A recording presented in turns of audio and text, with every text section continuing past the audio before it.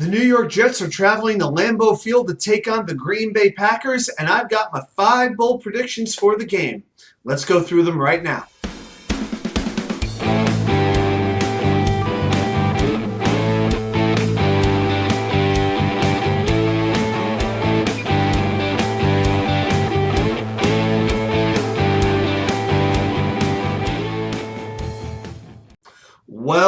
Well, welcome back to New York Sports WickerMedia. I am Y2K99. Thank you, as always, for taking the time to watch these videos. If you enjoy what you're watching, please take the time to hit the like button, subscribe if you haven't yet, and share it with a friend. I love making the content for you, and I appreciate you coming by to check it out. All right. Last week's bold predictions against Miami, the less said about them, the better. I couldn't have been more wrong on everything. I predicted Mike Gesicki would make the most catches for the Finns, and he wound up in the witness protection program with 1 catch for 30 yards. I predicted AVT would play left tackle, and Mike Remmers would play right tackle. Oh my gosh. Some of these picks were sad. All right, so let's try this again. So it's Jets-Packers this week. Oh, definitely the best quarterback the Jets have played yet this season. Packers have a lot of talent on their team, but it hasn't really come together in the way that the Packers fans are accustomed to watching.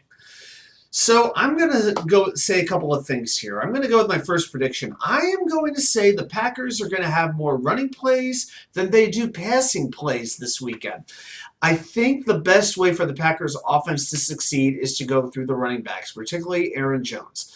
A.J. Dillon's got some power, but the guy's averaging 3.5 yards per carry. I'm sorry, I'm not scared of A.J. Dillon yet.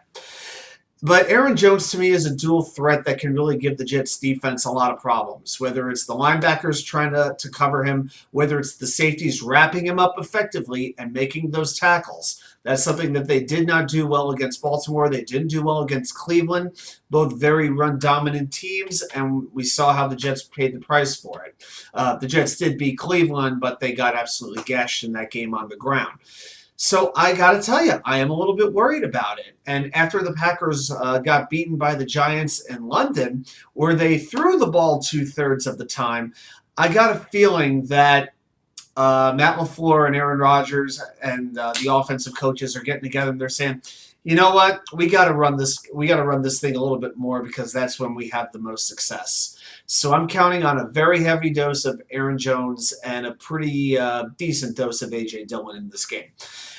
My second prediction, I'm going to say the biggest problem that the Jets are going to have on offense is dealing with Quay Walker. That's the player on the defense that I'm actually most concerned about. They're a rookie linebacker. Rashawn Gary is their best pass rusher, but he's dealing with turf toe right now. And despite his 5 sacks, he might be a little bit limited in this game. But Quay Walker has amazing speed. I could see him running, step for step with Breece Hall. I don't know if Breece will be able to turn the corner if Quay Walker is chasing him down. So I got a feeling Walker's going to have a pretty big game on defense. Staying with that, I found out Dwayne Brown today is questionable for this game, and that does give me a little bit of concern. I'm going to say the Packers, they're a very heavy blitzing team. They really like to blitz. I'm going to say Zach gets sacked 3 times in this game. I don't know. I got to see the offensive line have another big week together. I'm just not ready. I'm not there with my confidence level with them just yet. Say 3 sacks by Green Bay. However, with prediction number 4, I'm going to say the Jets have a passing touchdown of at least 40 yards in this game. The Packers are very susceptible to deep passes, particularly crossing routes. This is where you can beat them. We saw it last week with the Giants. They had popcorn vendors, guys coming out of the stands that they gave the NY helmet to, and they were making big plays against this Green Bay secondary, who has some pretty good players in Jair Alexander, Eric Stokes, a cornerback. Then you've got Darnell Savage at safety, who's having a really down year. I do believe that the Jets can exploit this Packer defense and make some big plays. And you know what? Let's just say Elijah Moore gets a touchdown of at least 40 yards in this game. That's really specific. He hasn't had a touchdown yet this season, but it's got to happen soon. So I'm going to say Elijah Moore has that big touchdown. And my 5th prediction is not about a player. It's more about the flow of the game. I think the Jets really need to hang with a very angry Green Bay team early on. They need to create doubt in the mind of the Packer players, the Packers coaches, and the Packers fans. You want to take that crowd out of the game quickly as you can. And I will say, if the Jets are either tied or they're leading at the end of the first quarter, they will win this game. I know the Jets make these fourth quarter rallies. I don't know if they're going to be able to do it a third straight week. Not against the Packers. I think it's going to be a lot harder to do that. So as far as the score prediction, I feel like the Jets can absolutely be competitive in this game. I think if these two teams play 10 times at Lambeau, the Jets might win 3 of them.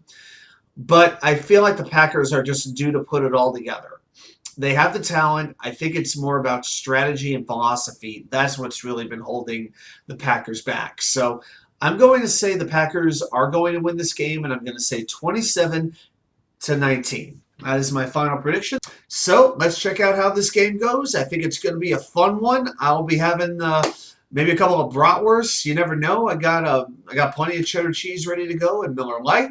Although I always preferred MGD myself, but you can't get that on the East Coast. So say la vie.